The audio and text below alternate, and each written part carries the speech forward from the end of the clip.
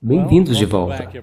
Antes de começarmos a discussão em painel, peço que em reverência oremos pela presença do Senhor. Pai Celestial, obrigado por nos trazer de volta nesta noite ao encerrarmos este simpósio. Novamente peço a Tua presença nesta casa, que abençoes a cada um de nós.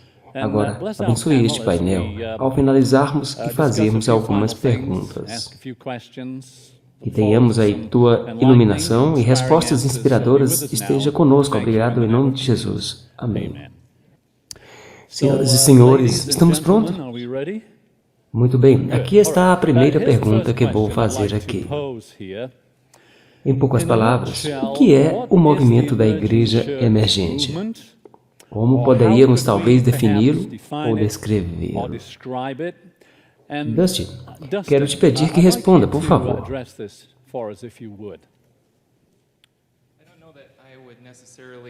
Não vou bem definir, mas apontar para um dos aspectos mais perigosos do movimento. Ele é perigoso porque é tão sutil. É que este movimento está baseado no Evangelho evangélico.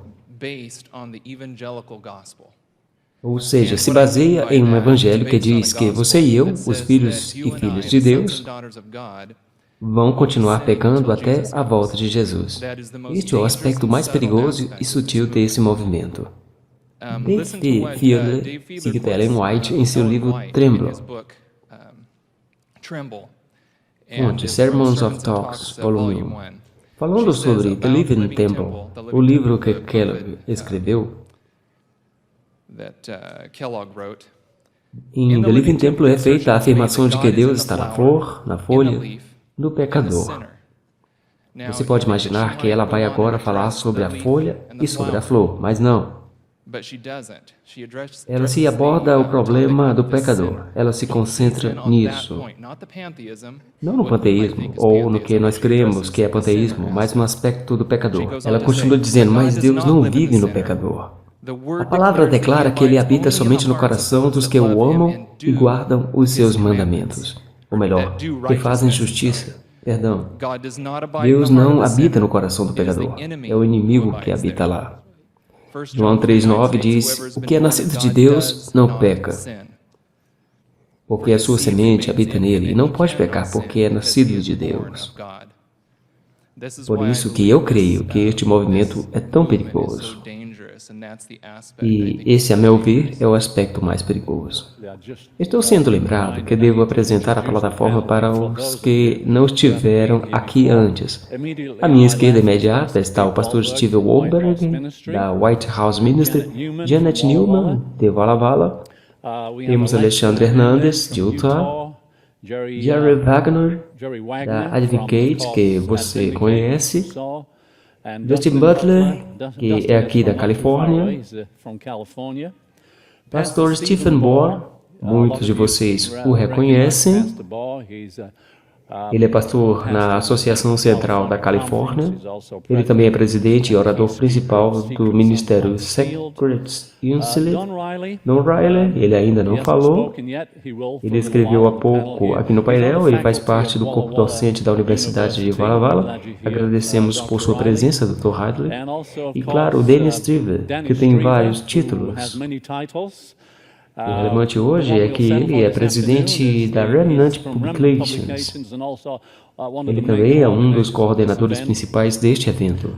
E na ponta, David Frieda, que já palestrou nesta tarde. Ele já foi professor escolar e é escritor freelance. Aí está o painel, vamos continuar com a segunda pergunta.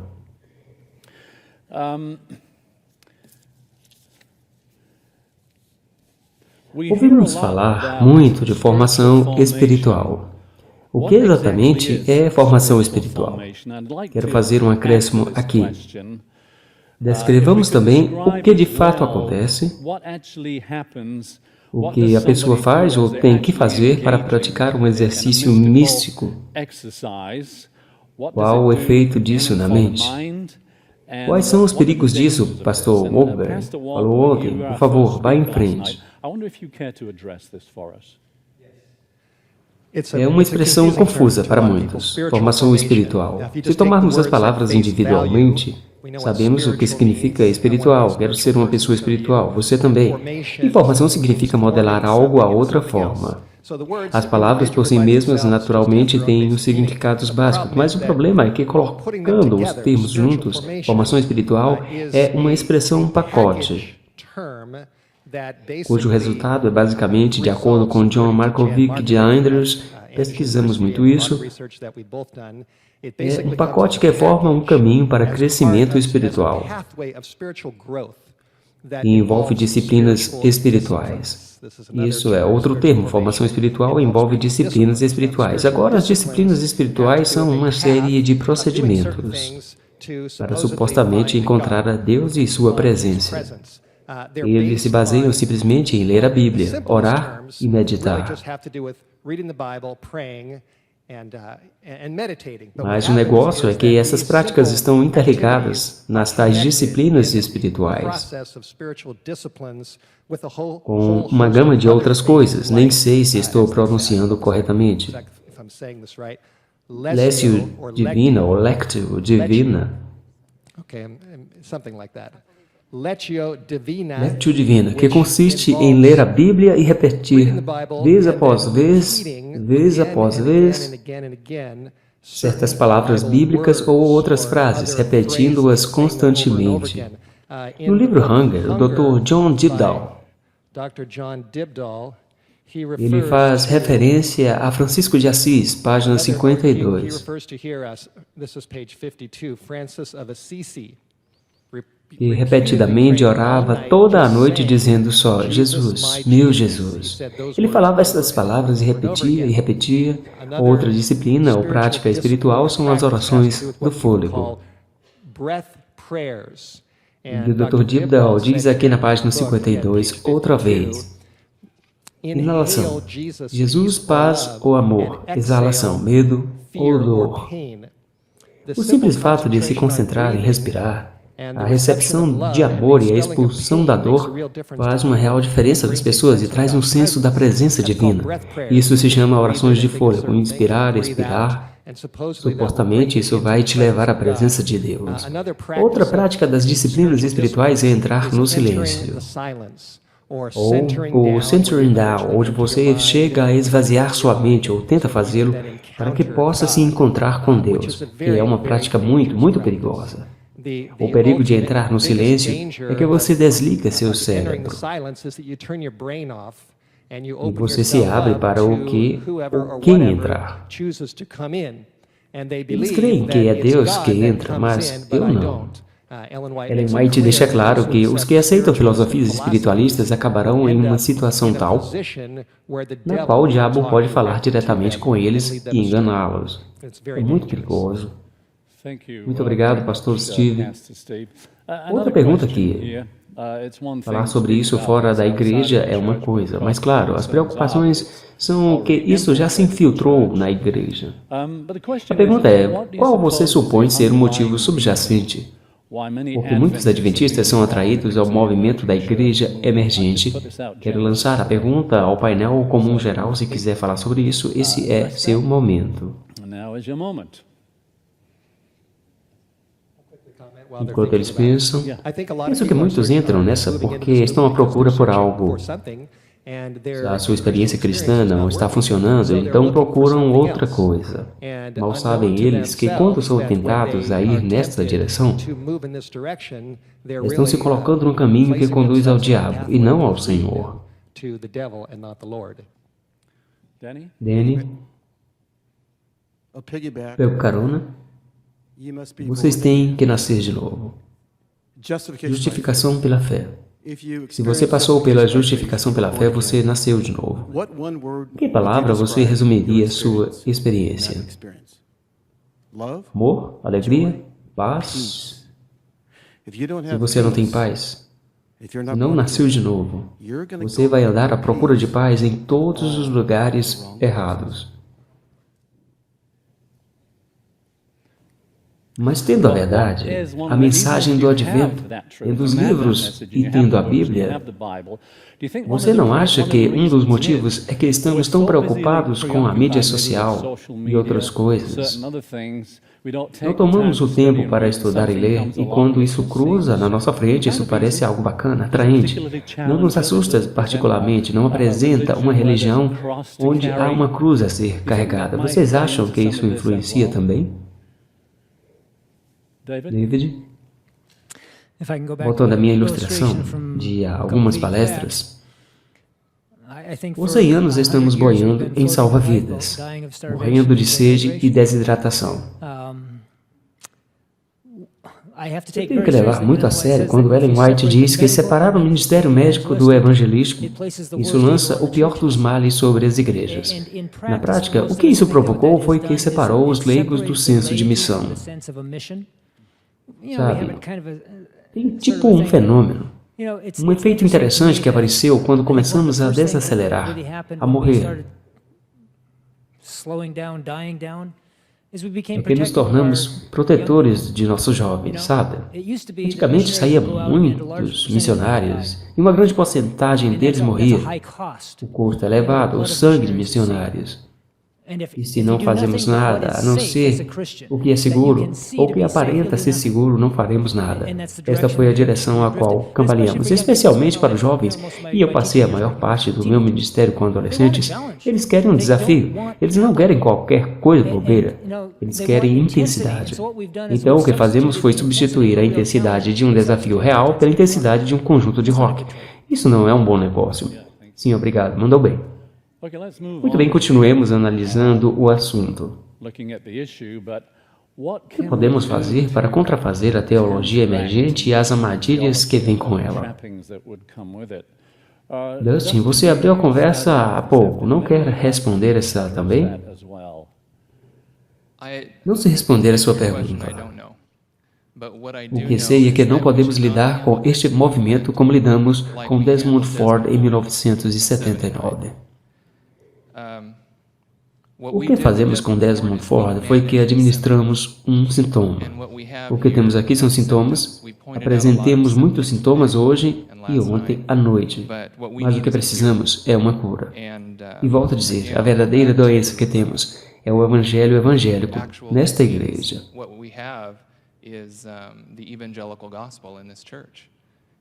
Ele é pregado de nossos púlpitos e não é o evangelho eterno. Se você se pergunta o que é o Evangelho Eterno, vá a audioverse.org e procure por Evangelical e Adventist e ouça tudo que você encontrar baixo esse tópico. Você vai rapidamente encontrar a diferença entre um evangélico e um adventista. Eu vou rapidamente mencionar 3 pontos que são ensinados nesse evangelho. Primeiro, pecado original, que diz que somos culpados pelo pecado de Adão desde o nosso nascimento. 2. A ideia de que só a justificação pela fé é necessária para a salvação e que a santificação não tem nenhuma função salvífica. 3. A crença de que, uma vez justificado, isso se estende indefinidamente ao futuro. E que a única forma de perder a justificação é se rejeitamos a Jesus. E não por pecado aberto e premeditado. A solução é não lidarmos com isso como o fizemos no passado.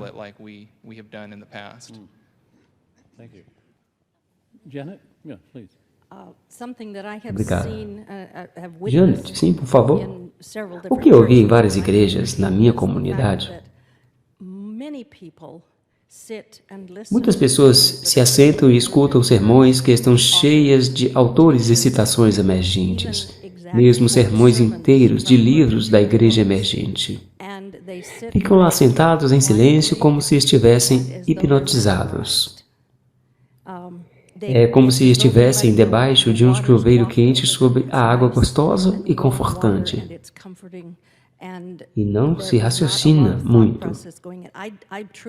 Eu estou convicta de que há muitos na igreja que estão escutando essas mensagens e não fazem ideia do que se trata.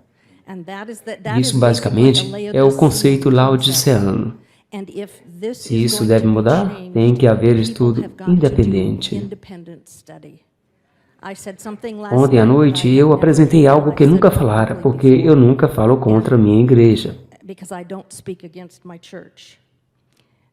Mas a esta altura do campeonato, não creio que possamos permanecer sentados em um banco da Igreja Adventista do Sétimo Dia e pensar que cada pastor nos dará um evangelho completo adventista do sétimo dia. E como indivíduos sentados em nossos bancos, como leigos, não teólogos, não acadêmicos, não autores, simplesmente leigos, e isso é tudo que eu sou, temos que ir para casa e verificar com a Bíblia tudo o que escutamos do púlpito. Se não fazemos este estudo independente, seremos enganados. Não quero dizer que isso está acontecendo em cada igreja adventista do sétimo dia. Me mudei de uma igreja adventista do sétimo dia a outra, porque estava escutando mensagens totalmente emergentes, regularmente. Eu falei com o pastor sobre isso várias vezes, pessoalmente, bem como por cartas. Quando eu falei com ele sobre a teologia da igreja emergente, ele disse, o que é isso? Quando eu mencionei meia dúzia de teólogos da igreja emergente, ele me disse, eu li todos eles, são maravilhosos. Aí eu disse, bem, como você lida com a mistura da verdade e erro nesses livros? Ele respondeu, eu aproveito as coisas boas e deixo de lado as ruins. Então eu disse, como você reconcilia isso com Isaías 8:20? A lei e ao testemunho, se eles não falarem assim, não há luz neles. Ele olhou para mim, pasmo, e disse, bem, esse fato é um argumento bom. Isso foi em minha casa. Ele sumiu dali em 30 segundos. Não quis confrontar um assunto assim. Não podemos ficar escolhendo materiais, pegando o bom se está misturado com o mal, porque não há luz neles. A Bíblia nos diz assim, a senhora Watt também, vá para casa e estude por si mesmo. Faça anotações na igreja. Escreva as citações que você ouve.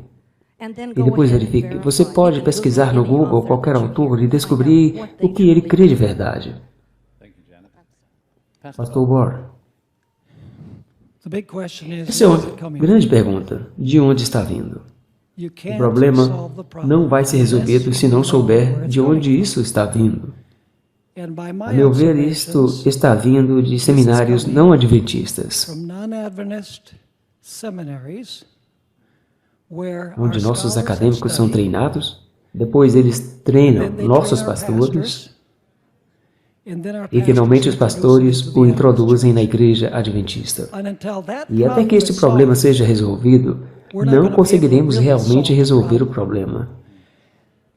Quero mencionar, e o Dr. Dave provavelmente vai se identificar com isso. Aliás, eu li teu livro, muito bom, Tremble. Ellen White, por um bom tempo, se recusava a ler The Living Temple. O profeta de Deus se recusando a ler The Living Temple de Kellogg. O filho dele teve que insistir. Quase que torcer o braço dela até quebrar. Você tem que ler este livro para saber o que Kellogg está ensinando. Agora a pergunta é, se o profeta de Deus teve muito medo de ler um livro cheio de misticismo e panteísmo,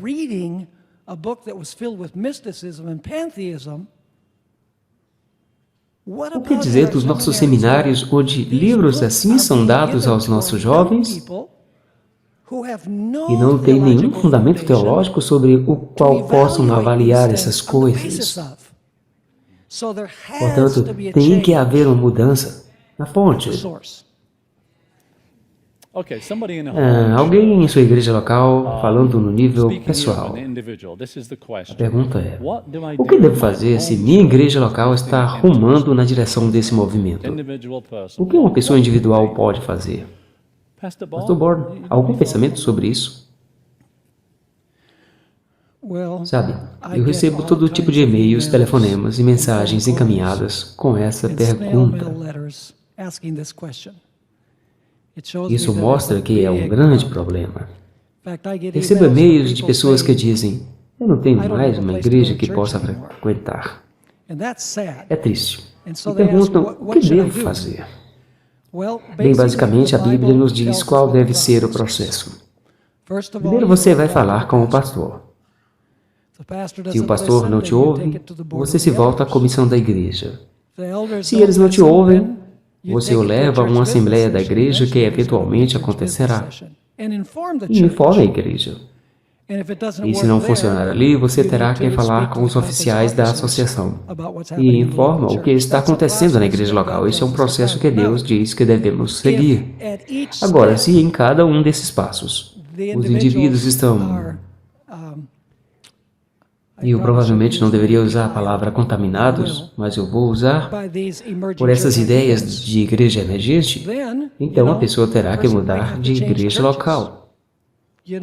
Por amor à sua própria saúde espiritual para que sejam alimentados. Mas eu diria que esse seria o último recurso. Alguém me disse há muito tempo que só há duas formas de mudar a igreja: educação e evangelismo. Sem pensar bem, é o que muda a composição dos membros. As pessoas que você vai entrar e as que crescem nela recebendo educação. Por isso eu sugiro, se você quiser mudar algo, que você lecione ou abra uma escola de evangelismo. Precisamos de muitas delas. Na raiz do movimento emergente está o pensamento pós-moderno.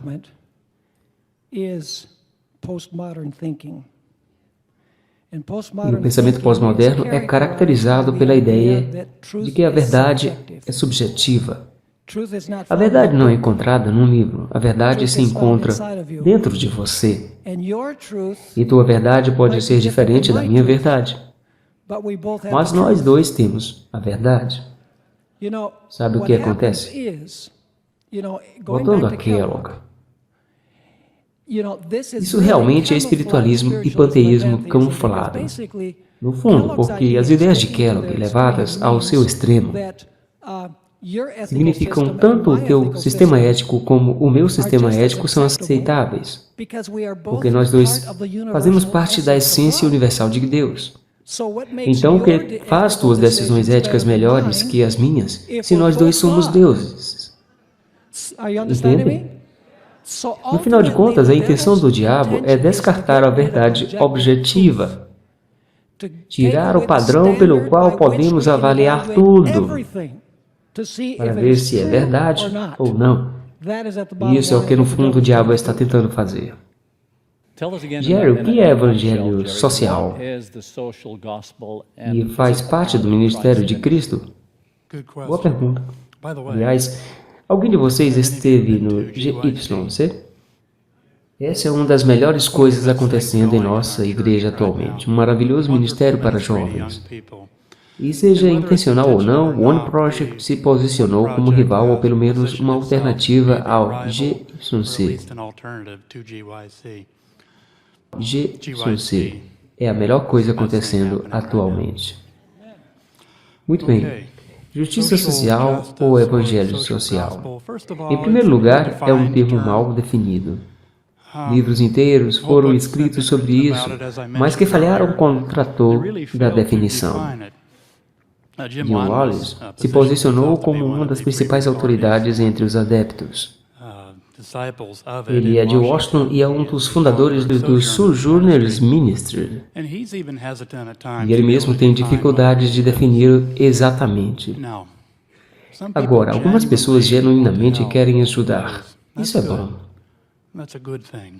Mas nunca devemos elevar as necessidades físicas acima das necessidades espirituais.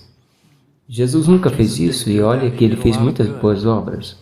Aprendemos disso e somos atraídos a ele pelo Evangelho. Mas ele sempre elevou o destino espiritual de uma pessoa sobre suas necessidades físicas. Todos os que Jesus curou, mais cedo ou mais tarde, morreram.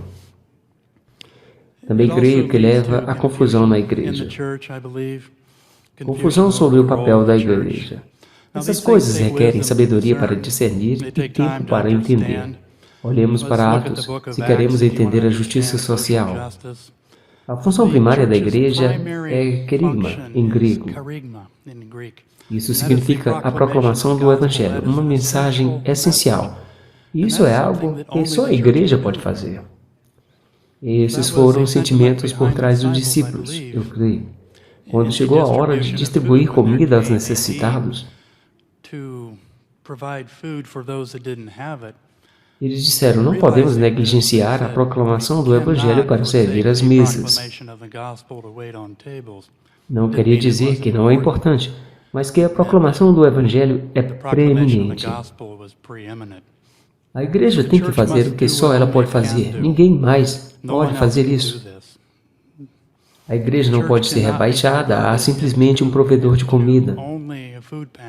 Não vai ajudá-las de verdade. Vai mantê-las vivas por um pouco mais, mas não vai ajudá-las a alcançar o reino do céu. Isso não é amor. Negligenciar o Evangelho. Temos que avançar rápido. Quero mandar esta pergunta para o David Fiedler.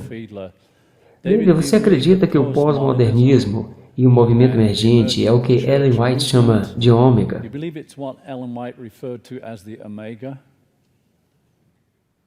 Historicamente sempre foi sugerida a possibilidade do ômega.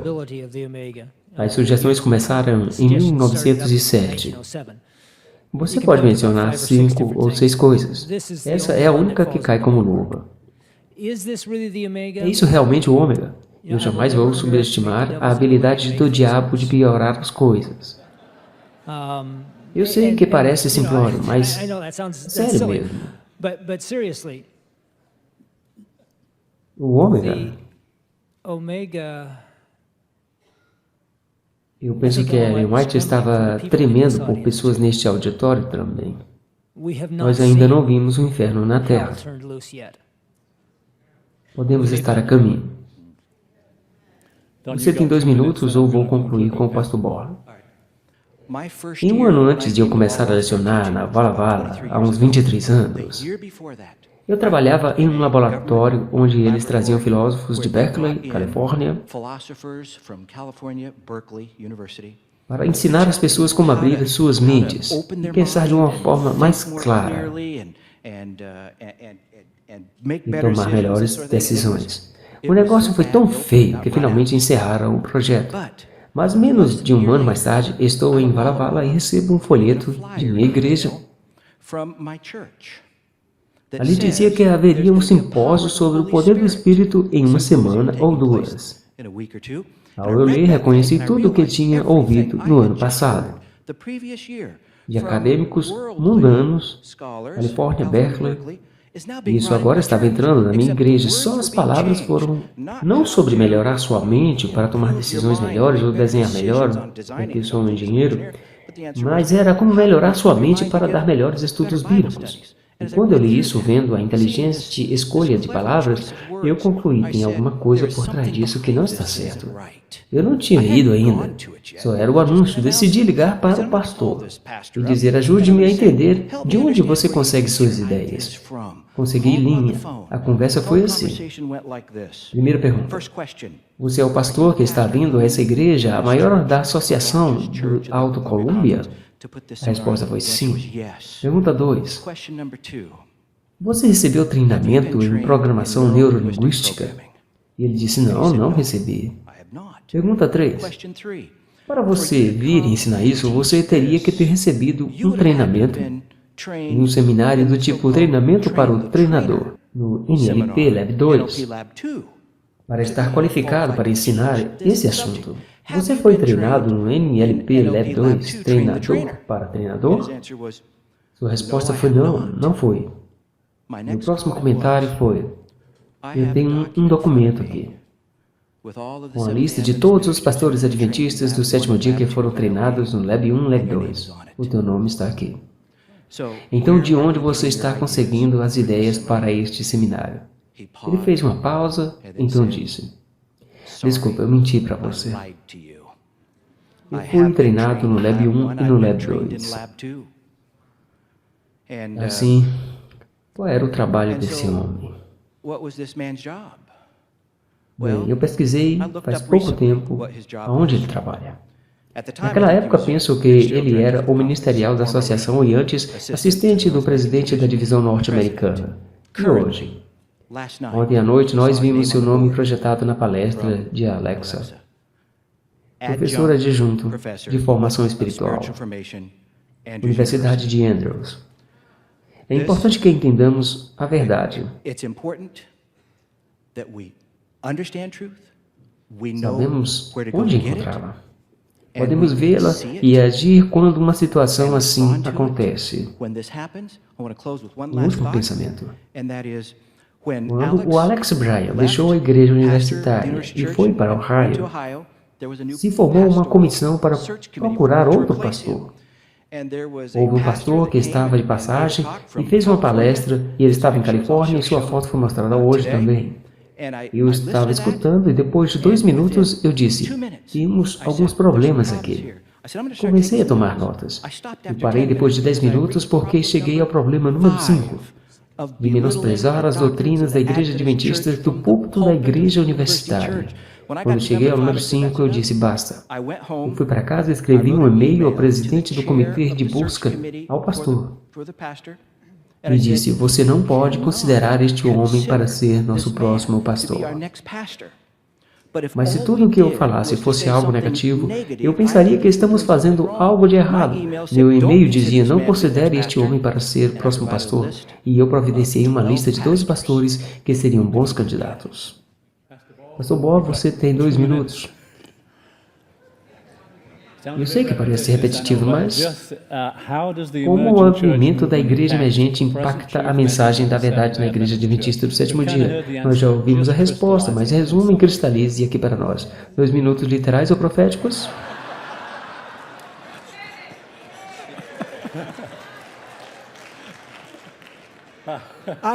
Eu sei a resposta. Que bom. Vai em frente. Antes que eu responda essa pergunta, quero dizer, o poder da igreja adventista do sétimo dia está com os membros. Não na associação, não na união. Não nos seminários, mas em você. Você esteve aqui, escutou isso. Agora você tem que falar aos poderes superiores. Diga, chegou a hora de acabar com isso. Agora, voltando à sua pergunta. Seja gentil. Para responder essa pergunta, precisamos saber o que é a verdade presente. A forma como determinamos o que é a verdade presente é descobrindo onde Jesus está e o que está fazendo agora. Sabe, quando ele veio para morar nesta terra, no tabernáculo, ele veio para viver uma vida perfeita, isso era a verdade presente. Quando ele foi à corte, sua morte e ressurreição era a verdade presente. Quando ele foi ao lugar santo para interceder, depois de sua ascensão, isso era a verdade presente. Foi isso sobre o que Pedro pregou. Mas agora Jesus está no lugar santíssimo, o santuário celestial. E tudo que se relaciona com o lugar santíssimo é verdade presente. As doutrinas distintivas da Igreja Adventista do sétimo dia se encontram no lugar santíssimo. A lei, o sábado, a forma de saúde, o maná, é uma das lições. A ideia do julgamento, particularmente o julgamento dos vivos. A purificação do santuário da alma, assim como Jesus purifica o santuário celestial. O estado dos mortos está contido ali. Como assim? Bem, as pessoas vão para o céu ou para o inferno quando elas morrem. Por que você precisaria de um julgamento quando começa em 1844? Eles todos já teriam a recompensa a morrer. A doutrina adventista da condição dos mortos está centralizada no lugar santíssimo. E isso é verdade presente. Eu quero mencionar, eu escrevi o livro chamado Adoração perante o Trono de Satanás. Ali eu analiso a visão de Ellen White no livro Primeiros Escritos, páginas 54 a 56. É uma visão assustadora, onde ela diz que havia multidões adorando perante um trono no lugar santo. Para encurtar a história, tanto o pai como o filho se mudaram para o lugar santíssimo. Um pequeno grupo de pessoas que tinham seus olhos fitos em Jesus e se moveram como Jesus é o Santíssimo, pela fé.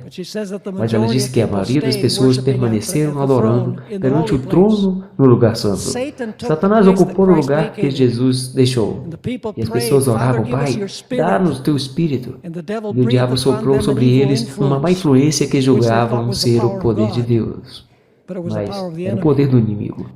A parte desconcertante dessa visão, na verdade, não está em primeiros escritos, mas em uma segunda carta que ela escreveu a Enoch Jacobs, onde ela diz que viu um atrás do outro que tinham ido com Jesus ao Santíssimo, retrocedendo e se ajoelhando no lugar santo.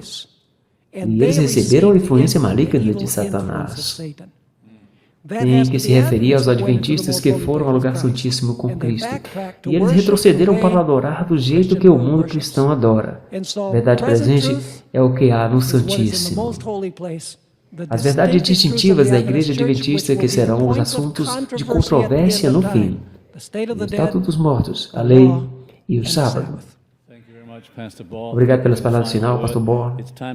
Pastor Steve, poderia, por favor, oferecer uma oração? Depois o Pastor Chris vai nos despedir. Querido Pai Celestial, Pai, oramos no final deste fim de semana incrível. Oramos por teu povo, por tua igreja, pelos líderes do projeto One Project. Oramos pelas pessoas envolvidas neste engano,